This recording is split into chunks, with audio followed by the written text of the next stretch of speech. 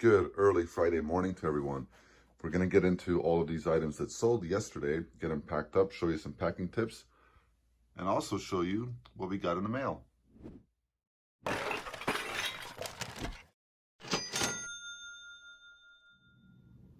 Good morning, everyone. My name is Edine. I am one half of Hustle and Hooks. If you're new to the channel, welcome. If you're a new subscriber, welcome. We thank you for joining our reselling and entrepreneurship journey. Today is just a quick video of what sold yesterday, but I also wanted to show you a couple of packaging tips because some of these items are a little bit oblong and a little bit different than the pair of jeans or pair of shoes that we typically sell. I also wanted to show you this. It arrived in the mail. This is the GoPro Hero 8 Black camera. It's basically a camera where we can take you with us and show you some of the action of reselling, right? So we'll incorporate some of our hunting trips in here, some of our sourcing trips to thrift stores, road trips, estate sales, garage sales, Facebook Marketplace, meetups, private picks, etc., etc. Really excited to get that GoPro set up and also learn about it because there's a lot of features on there, a lot of attachments and doohickeys and gadgets for getting the best quality video out to you. Before I get into what sold behind me, I really wanted to talk to you guys about building up your eBay store and getting to the point where you're selling your ideal amount. So for some people, reselling is just a hobby. It's a way to get in extra money. For other people, it's their primary income. Regardless of if you are a hobby seller, if you're just selling things for vacation, you're just selling things to pay a couple of bills, to get out of debt, if it's just a hobby for you in retirement, that's the beauty of reselling. You can literally do it all of your life and you don't have to put in a lot of pressure on yourself as far as how much should I be selling. So before I get into how we scale up to the point that we're at now and what we're actually selling, I just want to remind you not to compare yourself to anyone out there. Do this at your pace, at your will, with your abilities, and just keep at it. And if you really enjoy it, invest time into it and keep doing it. If you don't enjoy it, find something you really do enjoy. I just wanted to preface that. So let's get into some numbers. In our business model, where we are taking mostly second-hand, gently used items from thrift stores, garage sales, estate sales, private picks, etc., and flipping them for profit on platforms such as eBay, we generally sell about 1% of our active inventory every single day. And that seems to be a common amount among many resellers. So what that means is that if you have 500 active listings, you should be selling about 1% of your active listings. Otherwise, maybe you're selling the wrong stuff. You're not selling items that are in demand, or you're just selling items that have a long tail, that just really have a small niche market that's looking for that item.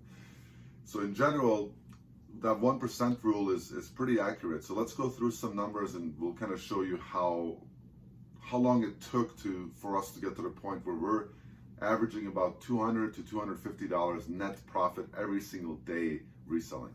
So technically our first sale was August of 2019. That's when we got started. And in August, we had 3 sales and 9 active listings. However, September of 2019 is the first full month when we started, and we averaged 88 listings on average per day, which sounds kind of confusing. But what that really means is that we tracked how many active listings we had available for consumers to shop every single day.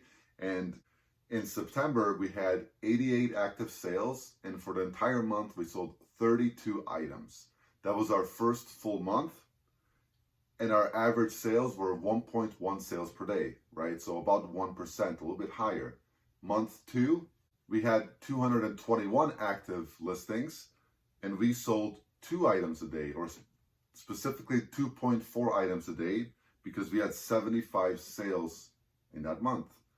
Month 3 and 4, we averaged about 350 active listings, and we averaged 4 sales per day for the entire month of November and December of 2019. So you can now see that we're building up a little bit. Now jumping into 2020, in January, we had 443 active listings and we sold 3.5 things a day. for a total of 108 sales. The month after, we averaged 4.4 sales on 532 active listings, then 5.7 sales per day. And then August, September, October of 2020, so the most recent 3 months, we averaged 743 active listings. So now we're up in a different category. And we made 7.5 sales per day on average every single day. Now, of course, you're always going to have your highs and lows. You're going to have 10 sales in one day, then the next day you're going to have 3. The next day you're going to have 5, then you're going to have 8. These are averages, and that's why it's very important to look at the long-term averages of building up your listings. But that 1% is true to our business model, and that's what you should be selling. So if you're not selling 1% of your active inventory, it's really time to take a look and review your store and see what is in your store, if it has demand, etc., etc. And I would definitely check out our most popular video thus far on YouTube, which is our eBay hack that helped us sell over 90,000. We talk about the main ingredient, the main tool that's going to get you to that 1% in that video. And the last numbers that I wanted to cover to kind of go with this trend of continuously building your store is the first 7 months of our reselling business and our second 7 months. So our first 7 months, the first 7 months from starting with scratch, zero experience, zero listings, we sold 771 items for $23,200 on gross, and we netted $15,800. So we made $15,800 in the first 7 months of reselling. Now, the second 7 is very important.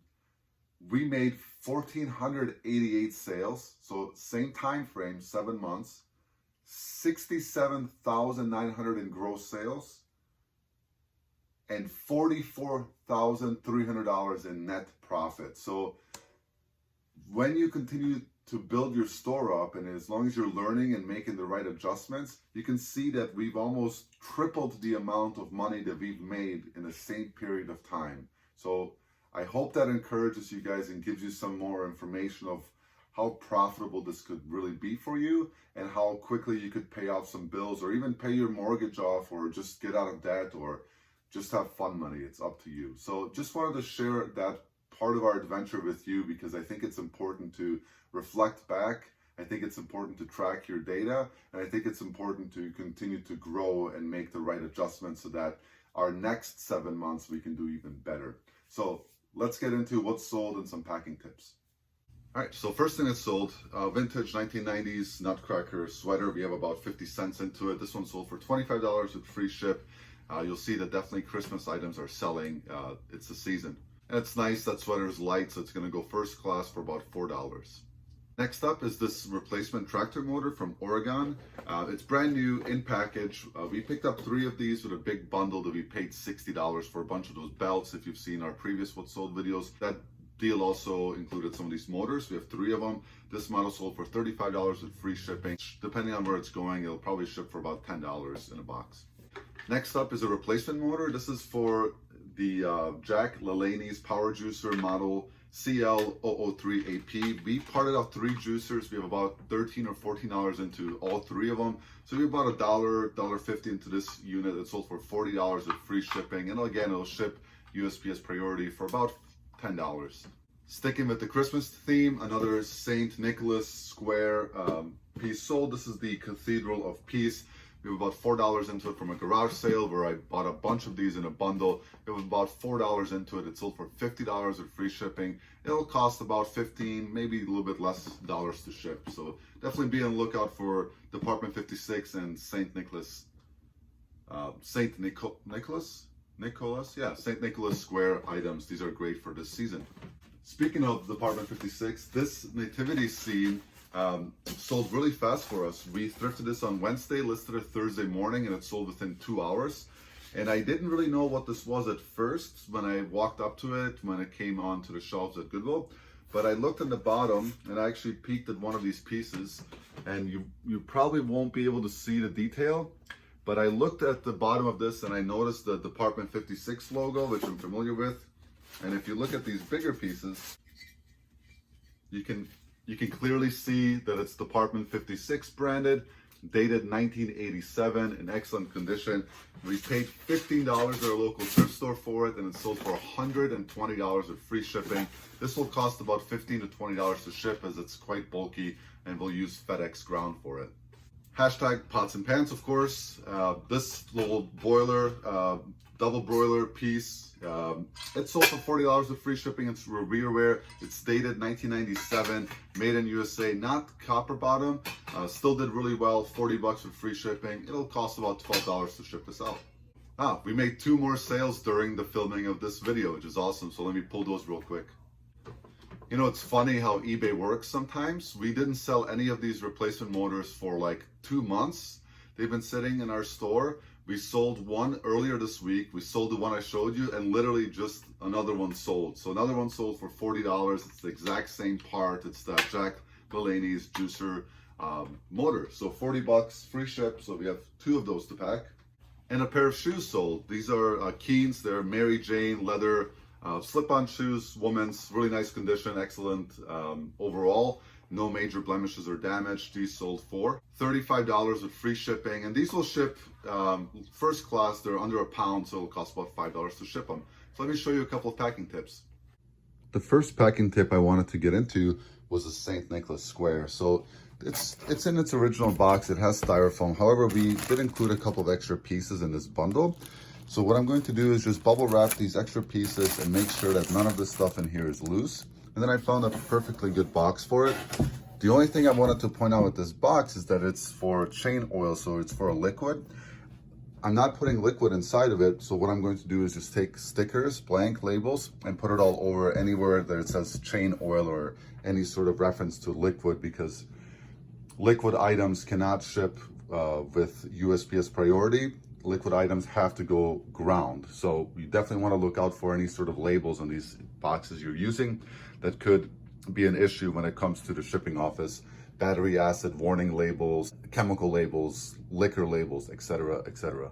So I bubble wrapped the little toys. That's just going to go in here nice and flush. It doesn't have a lot of room in here to rattle, so I'm just going to go ahead and close it up. Put it inside of here. Takes extra pieces of craft paper to fill the gaps so it doesn't shake in the box, and then it's all done. So that part is done. I have plenty of it in there, so when I close the box, it won't shake. And we buy these by the roll. They come in 900-foot rolls for about $20 with free shipping off of eBay. Definitely would recommend it if you're looking for some sort of material to stuff your packages with. This is a pretty good way to go. It's recycled material. It can be further recycled, and it's relatively inexpensive. There it is. So all of the labels have been applied to cover up any indication that this box was used for liquid. Let's go to the next one. So next up, I'm going to ship these 2 motors and this pot and pan. This is going to be mostly wrapped with paper. These are going to be wrapped in bubble wrap, and then all 3 are going to have extra gap filling paper around them to prevent them from being rattled or damaged. So let's get them all prepped. And we're going to use these 12 by 12 by 8 USPS boxes, which again, you can get for free on USPS.com with a free account. You get these in bundles of 25. So here's the 2 motors. They're both bubble wrapped, and here's that broiler. It's just been wrapped. So we invert the lid, wrap each piece individually, cardboard wrap it so it's nice and snug when it fits in a box.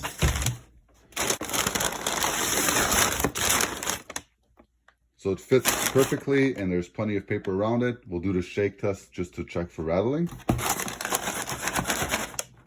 Perfect. So we just close that one up and it's good to go.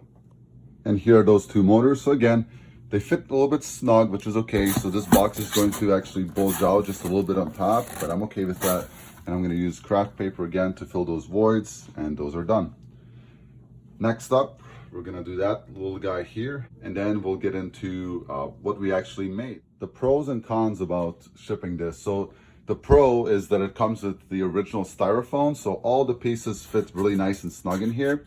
The con is that I don't have the exterior cardboard piece that surrounds it all. So what I'm going to do is shrink wrap it a few times so that all of the pieces stay in their places. And then I'm going to bubble wrap the entire styrofoam box several times. I'm going to find a big enough box to fit it. So It might look a little bit daunting just because it's bigger, but it's really not that complicated. So I wrapped it and I put some of the bubble wrap inside of these bigger buildings just to keep them in place. And now I just have to make sure when I bubble wrap it that it's nice and tight so that all the little figurines stay in place as well. I found a box for it, but the box is just a little bit too short. So I'm just going to cut the flaps open and extend it just by 1/4 inch or so this fits nice and snug inside of it. All I did here was just cut this flap off and I'm just going to extend it slightly, fold it back over, and you have a longer box. So here's what it looks like before I close it up. I just need to score it down here, fold it over, and it fits pretty darn perfectly. Scrap piece of cardboard, I just folded it in half. I'm gonna put it in here, insert it like so, and then I'm just gonna tape around it. Easy, huh?